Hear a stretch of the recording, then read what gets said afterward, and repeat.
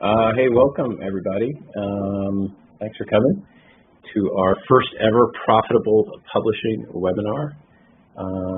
Jeremy and I thought that it would be time for us to share all the cool stuff that we do day to day in a little more of an organized format as far as building subscriptions for publications. And so here's our first one.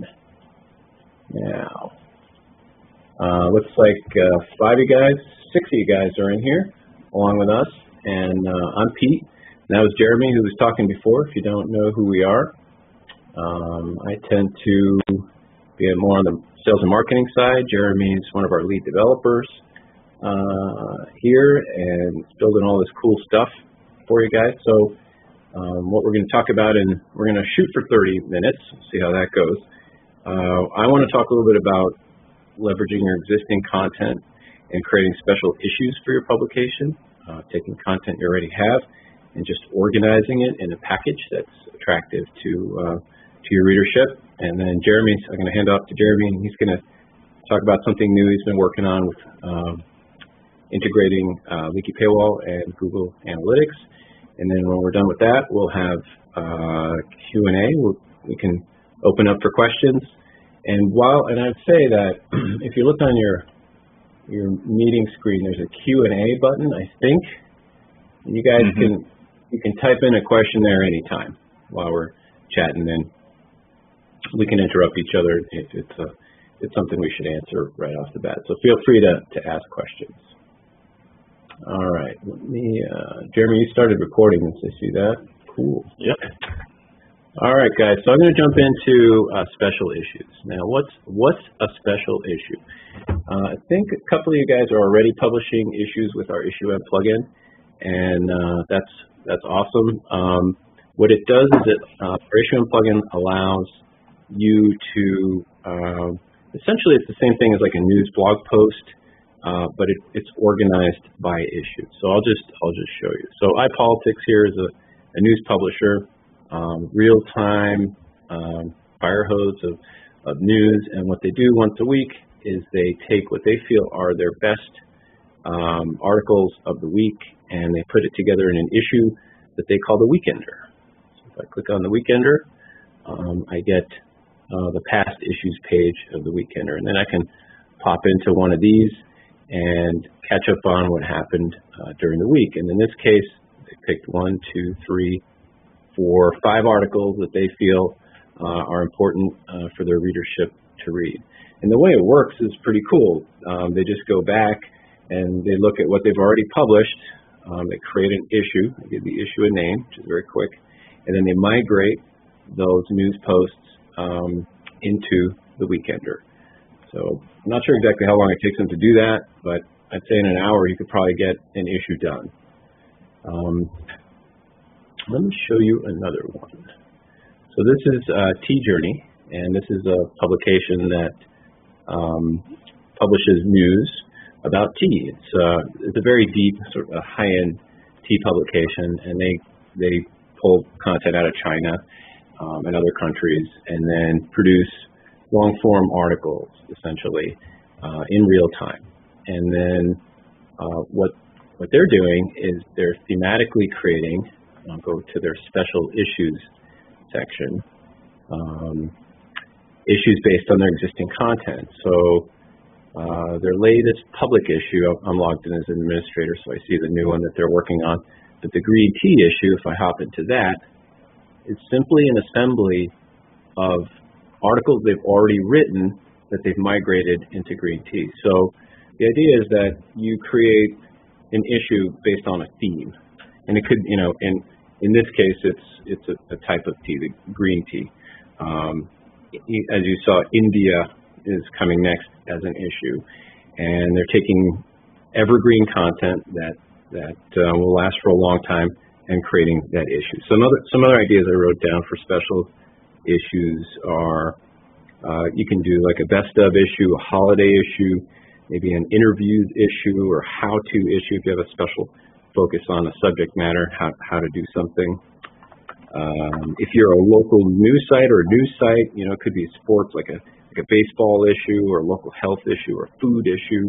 a real estate issue. I mean, really, you can take a look at the articles that you publish and know what's popular, and put together a theme for an article and for an issue, and then put together that issue. And I'd say that if you're already publishing issues, it still works.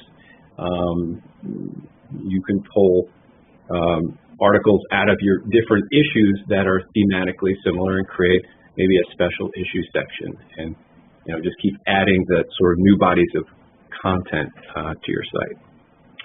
And then what do you do with the issue? Well, promotionally, you will want to probably email the issue out to your list and say, hey, we put together this special issue. You can, I would, of course, in social media, promote it, and I'll give a special call out to Modern Drummer, which on Facebook, what they do every month is they make their Facebook page kind of look like their current issue. So you could, sort of a neat trick to give Facebook sort of that issue flavor, and then post some of the issue content into the Facebook feed. So another thing you can do. And then, because you're emailing these issues to your list, why not find a sponsor for the issue?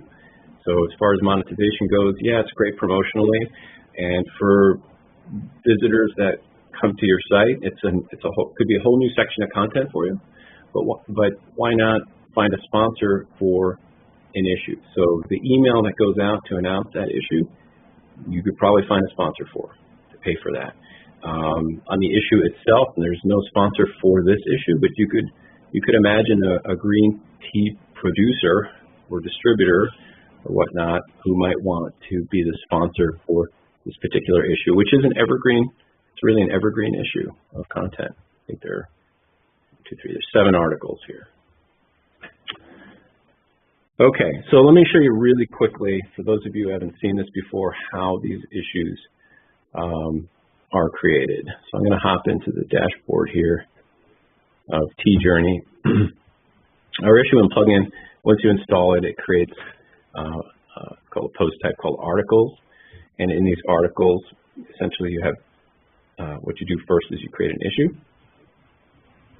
And to add a new issue, you just give it a name. That's really all you need to do. And then when you're in the issue, just what I would recommend is create a neat little cover image. And it can be just a nice photo, your logo, and then a little bit of text if you're not an actual issue producer, printed issue producer. And now you've created your issue. And then as far as migration goes, go to I'm going to go head over to posts here. So most of your content here, if you're a news publisher, lives under posts. And with IssueM, and we have a migration tool, you'll have to install the migration plugin. There's a little pop-up that says migrate to IssueM. So I hit that.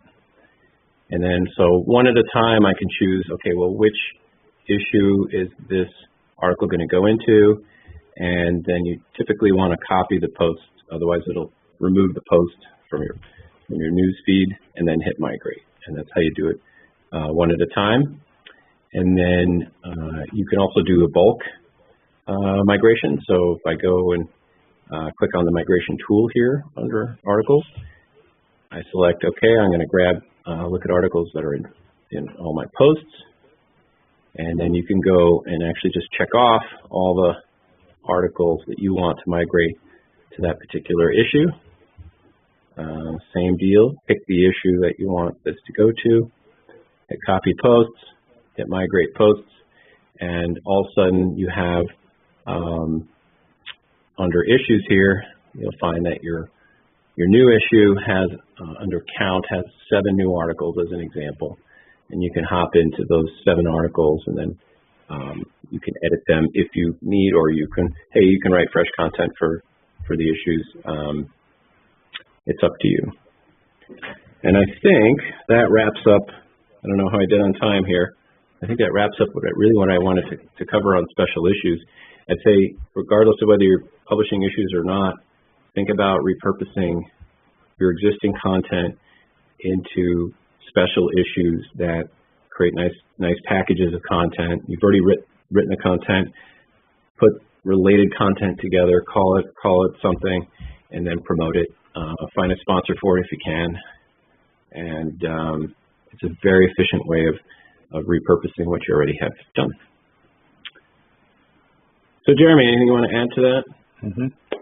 Did I cover it? Pretty good? That was good. Anyone have any questions? Yeah, you should be able to type those in. Yeah, there's a little Q&A box there if you guys have any questions on special issues. All right, then in the spirit of efficiency, Jeremy, I'll hand it over to you. Okay. It looks like we had a couple questions come in there. All right, so question number one, we are doing Spanish issues, which we consider special issues. We currently place them in the same feed as regular issues. How do we separate them? That's a good question. That's from Damien. So that it's almost like an issue category question. You want to take that one, Jeremy? In other words, you have sort of your standard issues, and then there's going to be a new category or section of issues that are going to be the Spanish issues. You could do, as far as issues go, you might be able to do child relationships on that. So if you go to, let's see. Yeah, you wouldn't be able to do that kind of thing out of the box currently with IssueM, because you would just, maybe you put like a, just in the name of the issue, maybe put which category it's connected to. If you wanted them to actually be separate, that's a good idea. That could be a feature that we add to IssueM to be able to have different kinds of issue sections. How about creating a category and just outputting the category with a short code on a page? So if the Spanish issue is it's in the Spanish category, and then with a short code you output the just the Spanish category into a section. Possibly. You might be able to, take a look at the short code section in the docs. But that is a good idea for separate sections of issues. Next question, is the layout fixed? So the IssueM plugin will create a sort of a default layout for you. It will inherit your some of your theme styling, not all of it. And then what you really want to do is hop in and do some CSS styling to make the issue look the way you want it to look. So really in any case, whether it's the Weekender or T-Journey or whatever, that output's going to require some styling from the WordPress developer. Because every theme is different. Any thoughts on how to determine what you should ask for dollars in sponsorship? That's a good question, Paul. Well, I think with anything, and I'm kind of a broken record here with pricing, if you're dipping your toe in the water for the first time, I'd start with a number that you think would be a no-brainer to sell to somebody. And if you think, and then start somewhere around there. Because once you get a track record of what you know people are willing to pay for, you can raise the price from there. I mean, you could pick a number, double it, and try that. If you get resistance, go back and drop it. It's a very good question. I don't really know. Some of it's going to have to do with the size of your email list. If you're just starting out and you have a small email list, then your sponsor dollars are going to be quite a bit less than if you have a very big email list, because that email is going to generate a lot of views, and then the issue will certainly generate views as well, depending on your traffic. But good question. Let me know when you figure it out. Okay, so set up a category and output as its own page. Yeah, I would try that. I know there's a shortcode section under our help docs. There's a whole bunch of shortcodes for IssueM, and you should be able to output by category. But if not, just circle back on that, because I think it's a good idea Hey, Pete, to have options. Yeah. you want to go ahead and open up zine101.com and just show how to get to our docs real quick, just in case anyone doesn't know. Okay. Yeah. All right. So get help, docs and support takes you here. So we have our products here. You can hop into IssueM. Here's the IssueM short codes. And so take a look through the short code section here. Yep. Rotator, yeah. Take a look through that. Yeah, let's see. Here's the archive. So this is the actual issue output. Not sure the category is available right now. Yeah, I don't see a category in here. All right, Jeremy, that's one to noodle on. Yep. Okay. Shuda, if you could be helpful too, if you can't find a solution for that, to shoot an email our way to remind us on that too. Sometimes we make a slight change to articles and republish them as new articles. Is there a way to duplicate articles in the admin? Yeah, there's plugins for that. It will just let you duplicate content when you're in the admin edit screen. Cool. Duplicate post is one of those.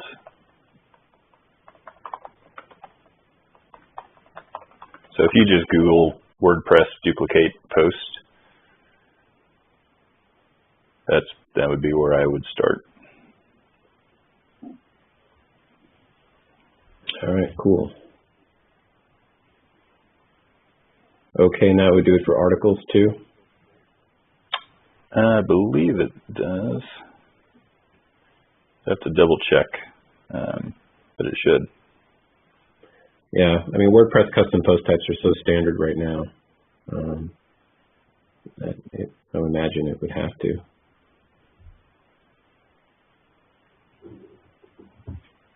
Okay. Yeah, I'll take a look, and if I find something else, then I'll let you know. Okay. All right, let's jump over to Google Analytics. Okay. So 2 things I want to cover are how to do Google Analytics event tracking, and then we're also coming out with the Google Analytics e-commerce integration. So we're going to start with the event tracking, and then we'll move on to the e-commerce integration. So I start sharing here. Let's see.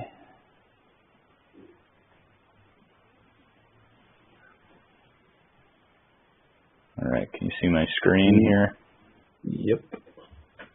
Okay, great. So we're going to start with the event tracking piece.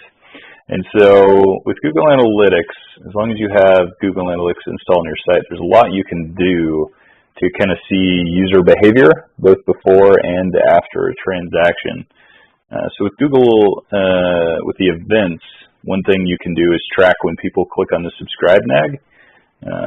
So after they read a couple pieces of content and they hit the subscribe nag and they get the prompt to either subscribe or log in, using the code you can see on my screen here, and I'm just in the Leaky Paywall settings, you can actually put a little event on the subscribe link, and I'll send out a link to we're going to have a help doc for this, so you can just copy and paste the code from there, so don't worry about writing this down or anything. But let me just show you basically what that's doing. If we go into Google Analytics account, we go to Behavior, Events, Overview. This site has a few different events we're tracking, but one of those is that subscribe nag. So you can see, since I've installed that code, 46 people have clicked on the subscribe nag. And if I click on that event, then I can get specific details about that event. So I can change the date range of when I want to see people clicking on it. And then what you can see, clicked on there, go back to over there. you can actually see how many times it was,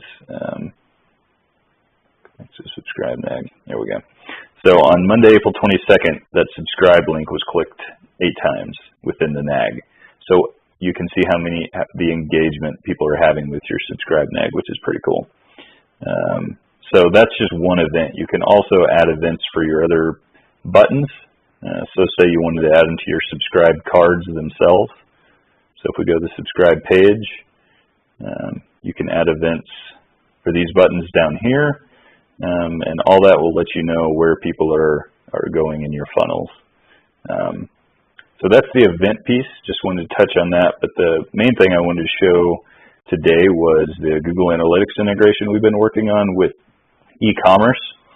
So if you go into your admin section in Google Analytics and go to the e-commerce settings and make sure that enable e-commerce and enable enhanced e-commerce are both on, and then hit save.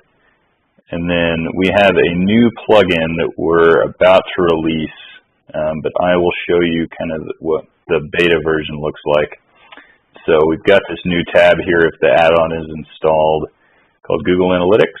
And what it lets you do is add your Google Analytics site ID, which is the UA long string of numbers that Google Analytics gives you. And you can either choose to add the basic Google Analytics code to your site if you don't have a plugin doing that already, or if you do, then just leave that unchecked and it won't interfere with any current Google Analytics integrations you've got going on. And then what will happen is anytime a transaction takes place through the Leaky Paywall registration form, it will send that data into Google Analytics.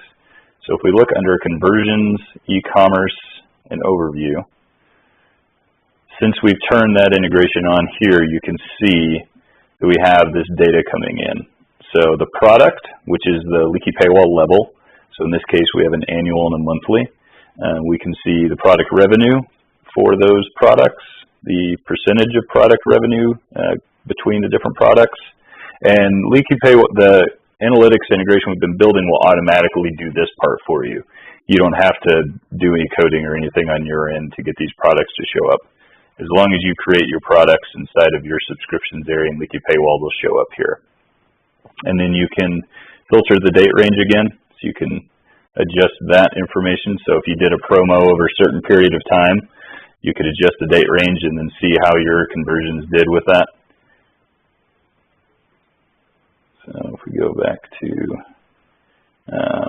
see product performance, and there's different tabs you can kind of check out, but we can come down here, get some more granular data, so we can see that, you know, annual, monthly, 4 people did annual, 1 did monthly over this time period, the average price, all that kind of stuff. And so you can really drill down into these different filters. So one cool thing you can do, so if we click on that annual product, you can come in here and you can also adjust these. So if you want to see where, here we go, if it was a new or returning visitor, so under checkout behavior, I can see that 2 of the transactions were from new visitors and 3 were from returning. So that can be interesting to know. And then we're planning on really building this out to utilize all the different things you can do in the e-commerce section of Google Analytics with different flows and funnels going all the way from the subscribe nag all the way to the checkout process. So this is just kind of the beginning of what we've got planned, but we'll definitely be adding new features and functionality to really give you a nice, big and granular overview inside of Google Analytics with the kind of how your subscribers are engaging with the site before they register and at the point of registration. Another thing that we're doing is we're going to be adding recurring payments into here as well. So you'll get the recurring payment data inside of your reports. So that's just about ready to launch as well. So if you're doing recurring payments with Leaky Paywall, then you'll see that data show up in here as well. And you'll be able to filter based on one-time payments or if it's a recurring payment. So that add-on itself will be available within the next few days. so we can get that going on your site and test that out. Cool.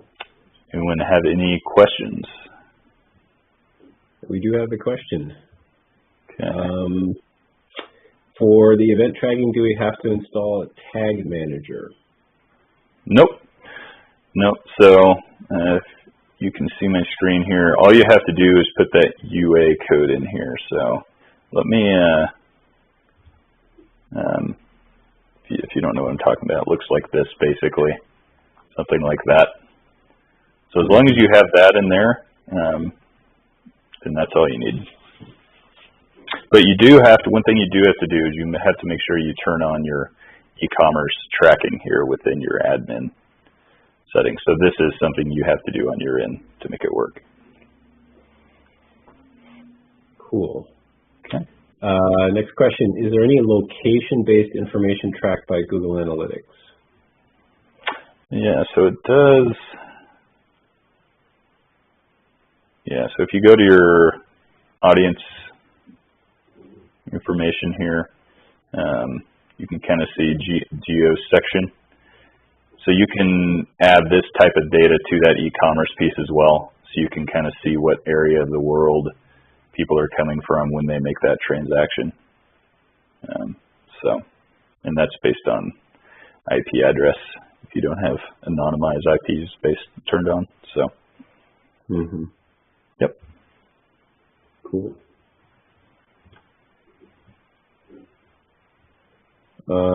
Next question. Okay, if we have the UA code on the site already, we still do that? Yeah, so that's where this setting comes in. So you still need to put the code here if you already have it installed on your site, but you don't have to check this.